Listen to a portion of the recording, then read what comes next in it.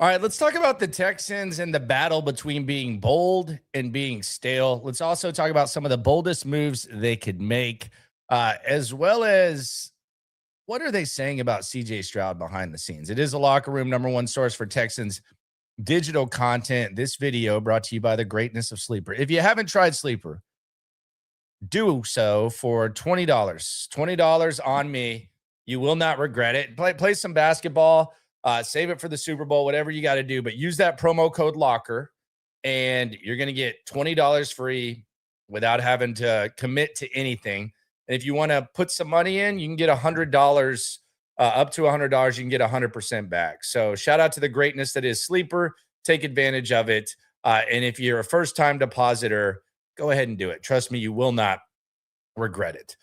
All right, so let's talk about the Texans and why DeMeco Ryans and this kind of vibe kind of reminds me of Bill O'Brien as things started to unravel. Now, I'm not predicting the ending of this. I'm just saying that there's kind of a crossroads. It feels like the Texans are getting to kind of a crossroads next year where they got to figure something out. And if you look at the stretch that I can compare this to, it feels a lot like 2019 when the Texans' biggest rally cry was good to great. I heard ownership say it. I heard Bill O'Brien say it behind the scenes. And that was really kind of where they were at. They were talking good to great. And it looked like they were going to get there. But when push came to shove, they wet the bed. And I don't know which wetting of the bed you would compare or say is worse. Was it CJ Stroud's performance in New England / Pittsburgh? Was it the Texans blowing a 24-0 lead? But that kind of reminds me of where we're heading in 2026, where you gotta either make it happen or there's a possibility that this thing comes tumbling down. There's a possibility that this thing completely comes tumbling down and all the momentum that you think that you've built just completely goes away. It's how the NFL works. We see it all the time, and they're going to have to make a decision about CJ Stroud. So it either needs to be a monumental season or this is the beginning of things getting stale because the stuff around them is getting better. The stuff around them is getting better.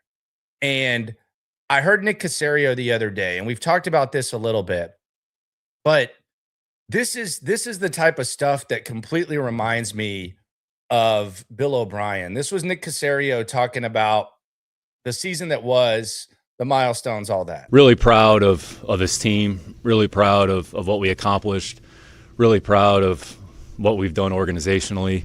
A lot of work that's gone into this. A lot of people are involved in that process, but we've had the best 3-year stretch in the history of the franchise. I mean, certainly we don't take that lightly. We understand there's still some work in front of us, and that's a challenge that lies ahead. The reality is, the more we're playing games in January, I mean, that's where we want to be. You like to be playing a few more games in January and February, and ultimately, that's the goal. That's what we're all striving for in this league. And ultimately, we feel like we're more than capable of being able to do that. At some point, you got to actually do it. And I remember when O'Brien had won 3 division titles in 4 years, and his real combative nature was, well, 3 division titles in 4 years, I think that's good. I think that's okay. And it was like, okay, but at some point, you got to strike while the iron's hot. You got to be able to pull off that win against Kansas City, or all of a sudden, you never get back. And 4 games later, you end up getting canned. And I'm not sitting here talking about the possibility of DeMeco Ryans getting canned. I'm just talking about with where Texans football is right now, they need a really good offseason so that they don't avoid getting stale and they don't have a downward spiral like O'Brien did. And it's going to get more difficult. They draft really well. If they can have another draft like they have the last 2 years, that's great. They seem to have a defense that is sustainable, although there are some pieces that are going to get more expensive, and there's other pieces that are going to get a little bit older, and you might have to make those tough decisions. So just like 2019 was a good to great year for Bill O'Brien, and he pissed away the opportunity because he was too scared when the moment got big and he didn't have a play in Kansas City. I think that's kind of where the Texans are this year. Whichever direction this goes is kind of the direction that the Texans are heading. And it's kind of a crossroads moment right now where you got to show that you can get over that hump, because we've been in this situation before. Now, the vibes with O'Brien weren't as good with the vibes of DeMeco Ryans, but the problems, when they linger around for multiple years, you start to wonder if the front office is capable of getting out of the situation that they're in when it comes to the offense. And the offense is something that has held this team back the last 2 seasons, not just the last one. And there's different reasons, but the last 2 seasons, it's been the offense. So they need to figure that out, the Texans, and they need to they need to be able to, once that moment presents itself, or once the season presents itself, they need to be able to capitalize, unlike O'Brien did. They need to make a splash, and that's really where I think the Texans are walking a fine line right now. They're walking a very fine line between being bold and stale. And stale doesn't always mean you're the crappiest team in the league. But when you're stale and you have no ceiling, it's not that fun. I know that Mike Tomlin is a great coach. I look forward to seeing him on TV. I respect what he did, but that got stale. When's the last time, like, for all this talk about winning seasons and all this, when's the last time you thought that the Pittsburgh Steelers actually had a chance to win a Super Bowl? It's been a long ass time. It's been a long ass time. And they were still good enough. Now they have a history that they can hang their hat on. The Texans don't have that. Unless you want to use being stale as the best example of what the history of the organization is, like Nick Caserio did there. You can't get stale. You got to be bold, and you got to make the right moves, and maybe the improvement comes within, but they got to do something. They got to do something. They need to kick this in high gear. Don't just expect that this thing is going to maintain and all of a sudden you're going to be able to figure it out. You had the best opportunity that you're going to have. So the Texans, are they going to just run it back with this offense? Is it just going to be ho-hum? Are they going to add some difference makers? Are they going to add some pieces to this defense? Because I think that would be beneficial too. But just filling gaps, and I know a lot of people are saying get an offensive line and all. No, they need some significant impact players to put around CJ Stroud. This needs to be a 2023 like, and it's not going to be the same layout. This needs to be a 2023 Detroit Lions type turnaround. And that was what allowed Detroit to increase their window. Because right now there's a window. We always talk about windows. It might be getting a little bit smaller, but Jared Goff had a couple of good years, and what allowed them to hang around as long as they did, and it wasn't that long, but about a 4 or 5 year window, what cranked it up a notch was getting Jahmyr Gibbs and getting Sam Laporta for Jared Goff. And the running back and the tight end, it just so happens those are two of the positions that I talk about with the Texans. So they've got to figure that out, and they've got to make something happen, because if you're going to stay the same, the teams below you are going to get better. We don't know what's going to happen with Jacksonville. We don't know what's going to happen with the Titans. I'm buying Titans stock right now. I think they did a good job in the offseason. I think they did a good job with the coach. But the Texans can't get stale. They got to get bold. Which brings me to a list of bold moves. I have 5 bold moves that the Texans could make that could perhaps give them a kick as the offseason goes on. Shout out to Sleeper for sponsoring the video. Download the app, free $20. Use the promo code Locker. You want to put another 20 in and get another 20 back? They'll let you do that as well. The greatness that is Sleeper. Bold move number 1. Sign one of the top free agent running backs. Sign one of the top free agent running backs. We saw what Joe Mixon did for the Texans last year. Get that guy. Pair him with Woody Marks. Pair him with Jawar Jordan. Do whatever you got to do. Sign one of the top RBs. Is that Kenneth Walker? Do they like Rico Dowdle? Do they kick the tires on Breece Hall? Is Breece Hall going to be available? Those 3 guys. Those are the 3 top guys on the market when it comes to free agent running backs. Good run game would help this team. Now, I know that the offensive line, they're obviously going to have to figure something out there, but a good running back can make an offensive line look better. The offensive line, for the most part, I know I know recency will tell you, Woody Marks kind of wore down, but before that he had 100 yards. The offensive line looked better blocking for Woody Marks than they did Nick Chubb. The offensive line the year before looked better blocking for Joe Mixon than they did Dameon Pierce. The offensive line before that looked better blocking for Devin Singletary than they did Dameon Pierce. How the hell Dameon Pierce lingered around as long as he did is another issue on itself. That's the definition of stale. Dameon Pierce being here for 4 years when being a clear downgrade and not being healthy a lot of time, that's the definition of stale. That's the definition of just kicking the can down the road.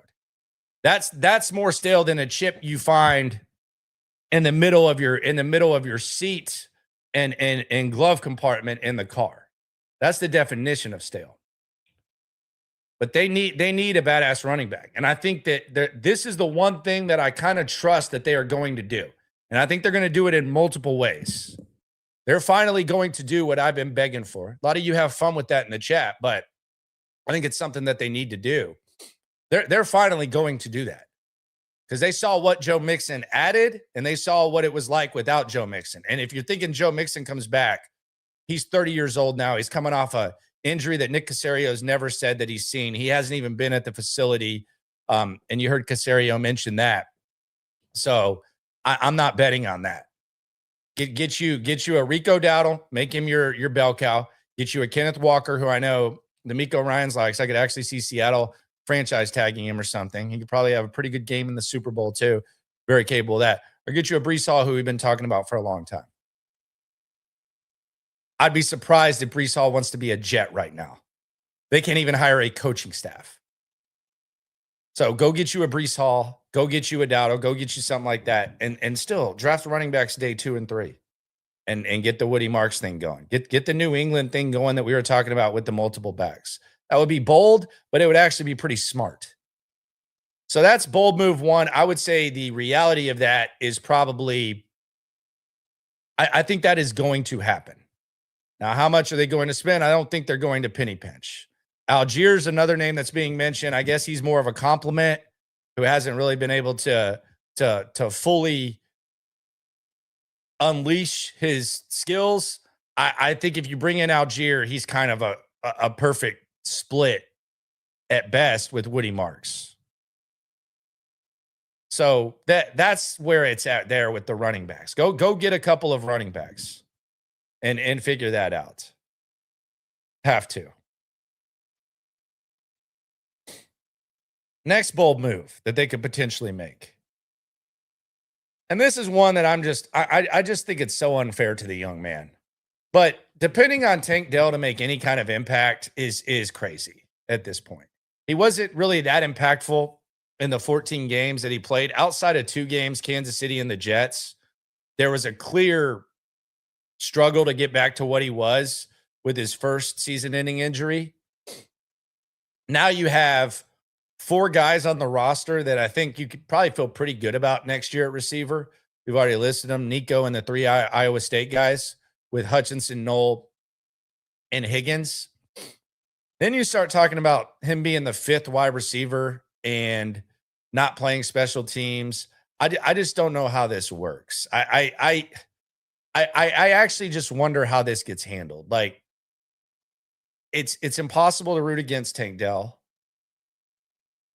It seems like people are being blinded by how easy he is to root for and him being a local guy. But I just don't know what the expectations are for Tank Dell.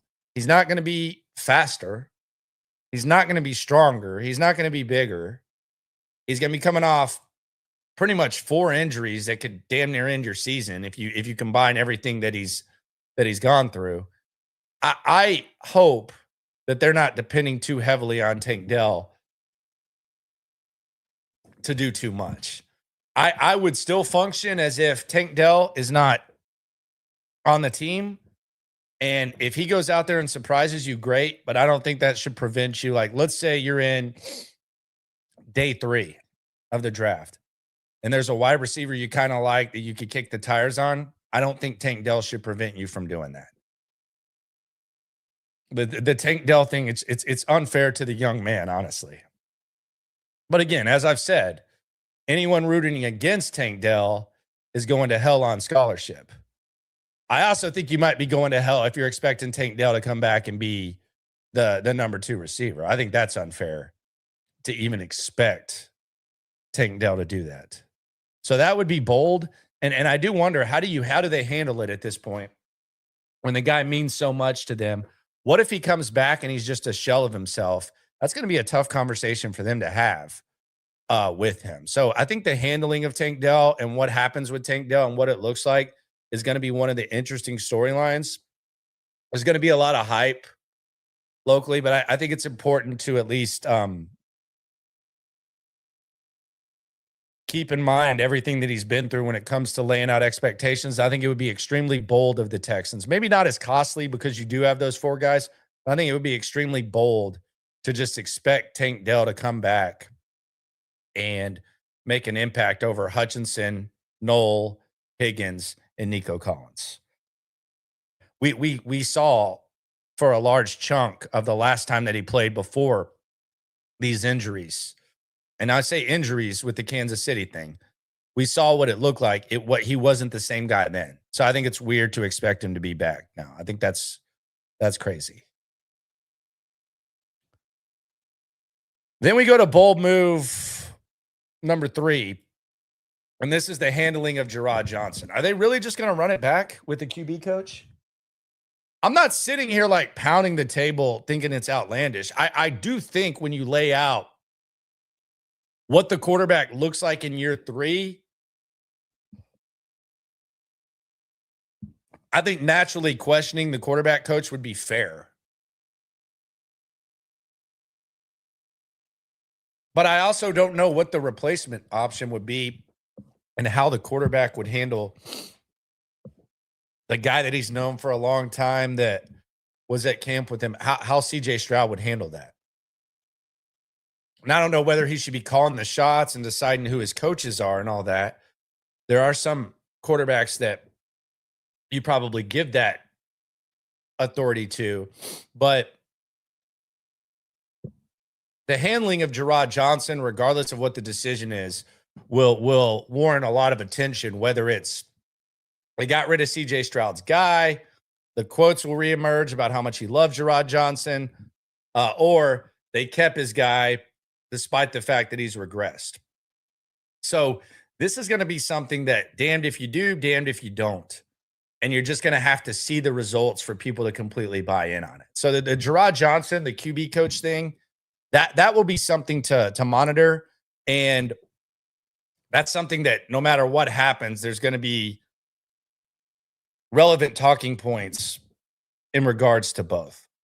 So keep a close eye on that.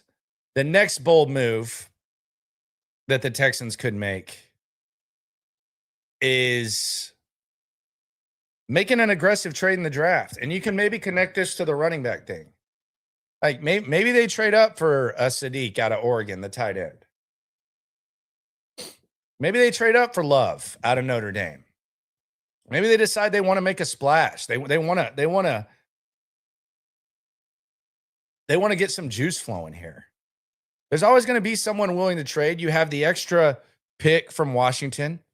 Like maybe they just say enough is enough at running back. We want to go get the best guy.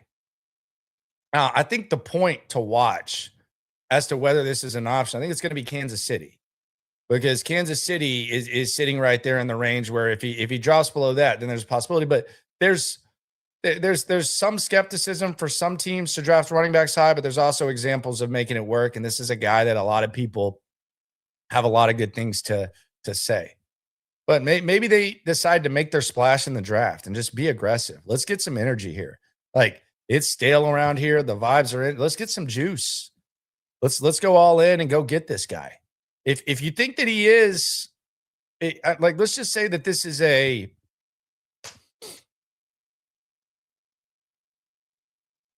top 5 potential running back, and you can get him on his rookie deal for 3 years at least, depending on when if he is that guy, go up and get him. Go up and get him. If you think Sadiq is a guy that can help your offensive line and the pass game, and you can get a young tight end, a much needed young tight end that can produce, go get him. Aggressive trade in the draft. They've been aggressive trading up a couple of times. A lot of times it doesn't really make sense, especially in the late rounds. But the one time they were aggressive in the first round, they went up and got Will Anderson. I don't think they regret it. He's the best player from that draft. I know they drafted CJ number 2. Will Anderson's better player. So they actually went up and got the better player at number 3 in that draft. And it's the face of their defense. If you can get someone that can give you a kick on offense, like a Love, go get it. Go get Sadiq. That's the next bold move. And maybe we'll have an idea in free agency of whether or not that's a possibility. Sadiq's someone who probably falls maybe to like I don't know. I could see him going 15. I could see him go. The arms are going to be talked about a lot. The measurables, maybe Sadiq falls to you. Just like Tyler Warren fell to the Colts last year. Maybe you're able to get Sadiq. Maybe they don't like Sadiq. There should either running back or tight end. They should draft 2 of one of those positions. But an aggressive trade, bold move, sometimes that brings more energy than any other move in the offseason, even more so than free agency. A lot of the free agency stuff is kind of ho-hum. The next bold move, and I don't know that people would like this or not, but just stacking on your strength. Going heavy on defense in the draft. What if they just said F it? What if they just said F it? Our D tackles are a little bit older. We don't have them under contract. Linebackers, both their contracts expire, depending on what happens after the season. Let's stack defense. What if they make a trade up and they get Sonny Styles? What if Sonny Styles falls to like 15, 16 and they say, we got to go get that backer. We're going to put that backer in there with Aziz. Henry Toto is more of a reserve guy now. And we're going to go do that. What if they just decide, hey, we're not even going to pretend anymore. Defense is where our strength is. The glue of our defense is back. Let's add some super glue to that, and let's be aggressive and go heavy on defense in the draft. They might get some criticism, but let's be honest. They're pretty good at drafting defensive guys, and they already got a really good defense. I don't know how far that could take them. A lot of times it depends on what's available to them. I think there's 2 guys that we're focusing on right now on offense that could be very, very impactful with Sadiq and Love. You're kind of in a weird spot right now where you're drafting. And that's kind of what happens when you get stale. It's sometimes better to just bottom out than have no conference championship window and be stuck in that divisional round thing. That's why Pittsburgh hadn't been able to get a quarterback. That's why for the most part Indianapolis hadn't been able to get a quarterback. Like sometimes it's better to just bottom out and have that opportunity. Like Sean Payton year 1 wasn't great. They tried to make it work with Russell Wilson, but they ended up getting his Bo Nix, and the rest is kind of history. Patriots, they got Drake May. I don't know if Bo Nix is that good, but you know what I'm saying. So it'll be something to keep an eye on when it comes to the bold moves. The other thing that I wonder, excuse me, is what are the combos like behind the scenes when it comes to CJ Stroud? We've kind of gotten a little bit of what Nick Caserio has had to say. And this is what he's saying publicly about body of work versus recency. But what are the conversations like behind the scenes? Let's hear from Caserio first. You got to be careful of taking just like a snapshot of like, oh, here's what it is. You got to look at the entire body of work, which I would say, like, because this actually get into the draft a little bit. Okay, look at players' body of work.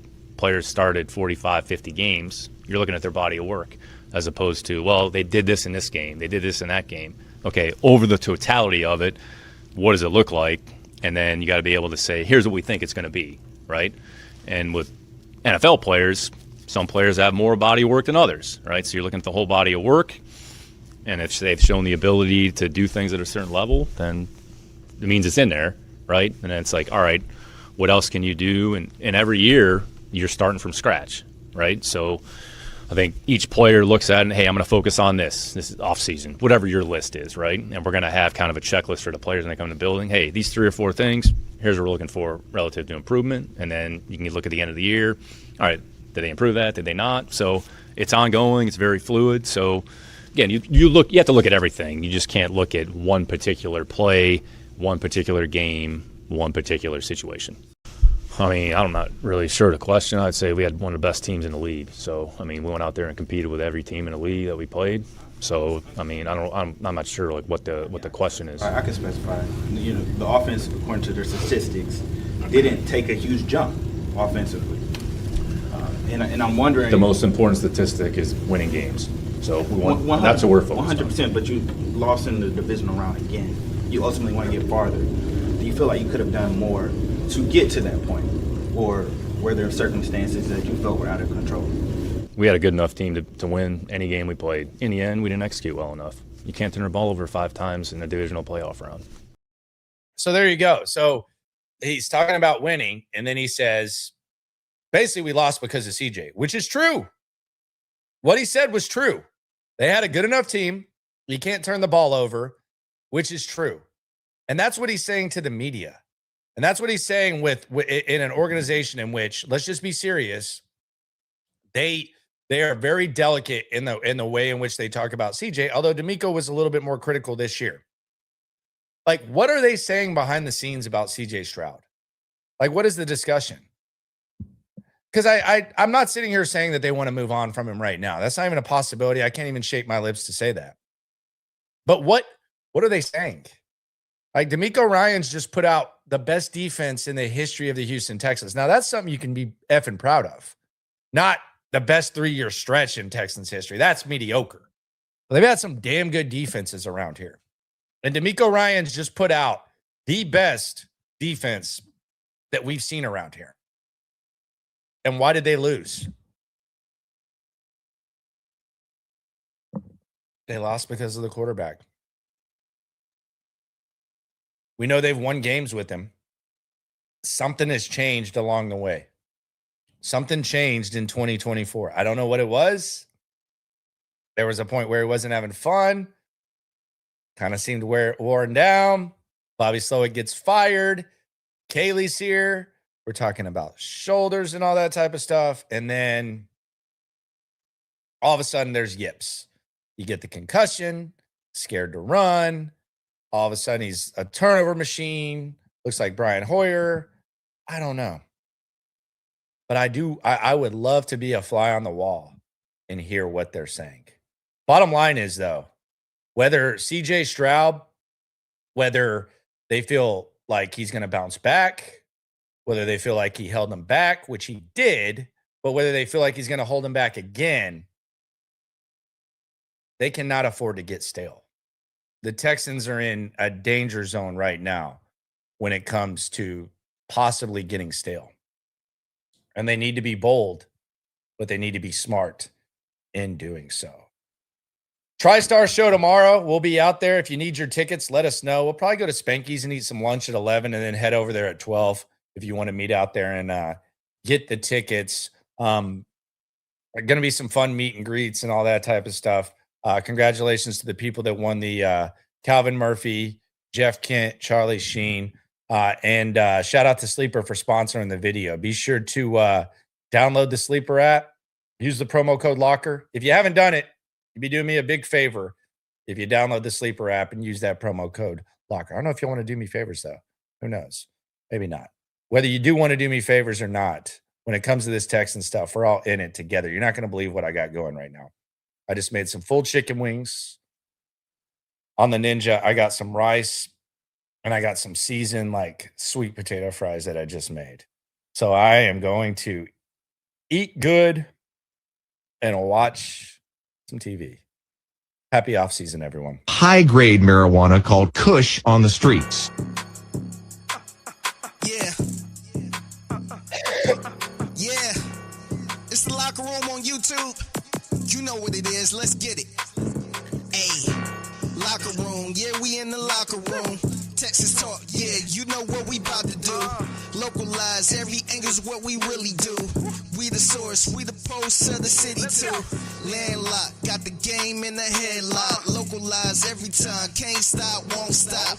Yeah, we top 2 and we not too. Plugged in daily digital